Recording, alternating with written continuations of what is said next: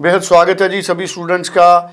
Canada के नए prime minister mark Carney ने एक प्रेस कॉन्फ्रेंस की है जिस पर उन्होंने इमिग्रेशंस पर भी अपनी बात रखी है।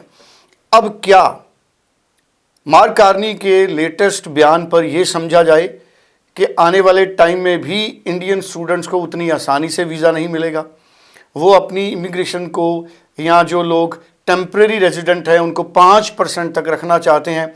इसका मतलब वीज़े कम देंगे, यहाँ अच्छे प्रोफाइल्स को ही वीज़े मिलेंगे, वहाँ मौजूद स्टूडेंट्स को, टेम्परेरी रेजिडेंट्स को क्या जल्दी पीआर मिलेगी ताकि जो संख्या है टेम्परेरी रेजिडेंट्स की उसको 5% किया जा सके, जो अभी लगभग 7% है। तमाम पॉइंट्स हमारे साथ शेयर करेंगे, क्लैरिटी करेंगे Amarjeet Singh Kanwar, Broadway immigration services से। कंवर साहब, मैं चाहूँगा पॉइंट टू पॉइंट क्लैरिटी आप दें। प्राइम मिनिस्टर कनाडा के नए सिलेक्ट हो चुके मिस्टर मार्क कार्नी, और उन्होंने अपनी पहली प्रेस कॉन्फ्रेंस की जिसके अंदर इमिग्रेशन को लेके उन्होंने कुछ इम्पॉर्टेंट स्टेटमेंट्स दी हैं।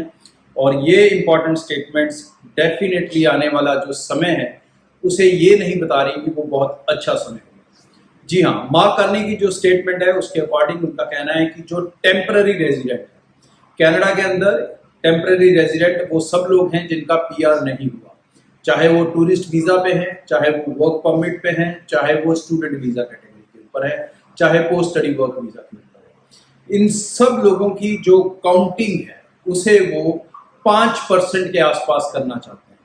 प्रेजेंट अगर जो कैलकुलेशन देखी जाए, ये पॉपुलेशन तकरीबन 7% से कुछ ज़्यादा है। कनाडा की जो लोकल पॉपुलेशन है, मतलब तकरीबन 28 से 30 लाख के बीच में वहाँ पर टेम्पररी रेजिडेंट है, जिनको आने वाले दिनों में वो 20 लाख की गिनती तक लाना चाहते हैं।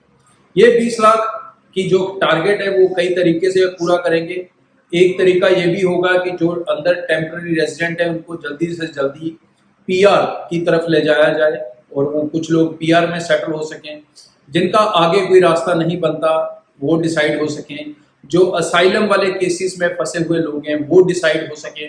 तो डेफिनेटली ये चीज़ कहीं ना कहीं ये भी इशारा करती है कि अभी कनाडा आने वाले 2-3 साल बहुत ज़्यादा वेलकम नहीं होने वाला है। तो बहुत सारे लोग ये उम्मीद लगा के बैठे थे कि नई गवर्नमेंट आएगी, पुराना कनाडा वापस आ जाएगा, बहुत सारे वीज़ा आने लगेंगे, हम दोबारा कॉलेज के अंदर जा सकेंगे, हम दोबारा प्राइवेट कॉलेजों में जा सकेंगे। तो ऐसा कुछ नहीं होने वाला है।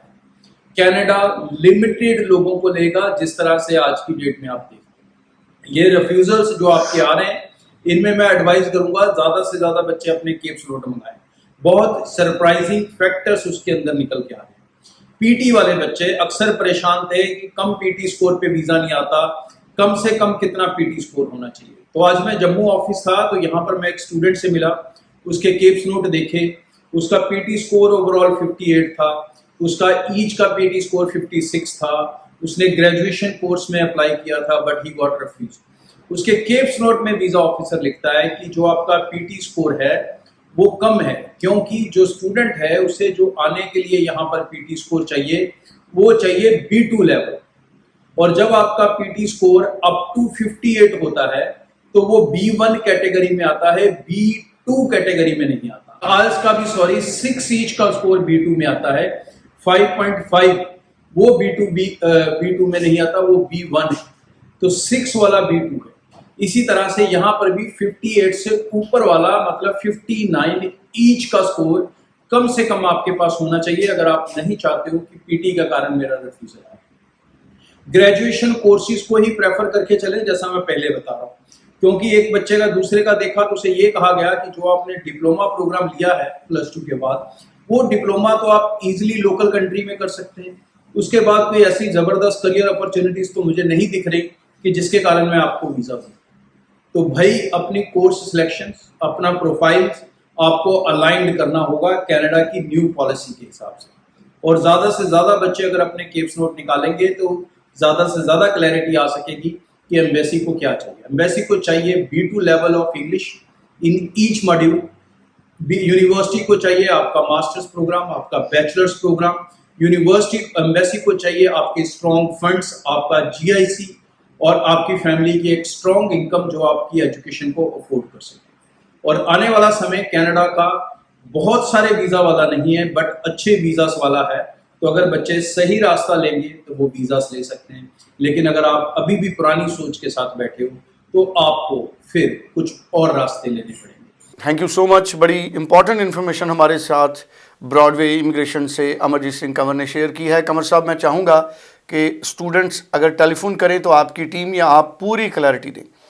स्टूडेंट्स नज़दीक के ब्रांचेस में विज़िट कर सकते हैं, आप ऑनलाइन भी ब्रॉडवे इमिग्रेशन के ज़रिए अपनी फ़ाइल लॉन्च कर सकते हैं। Thank you so much.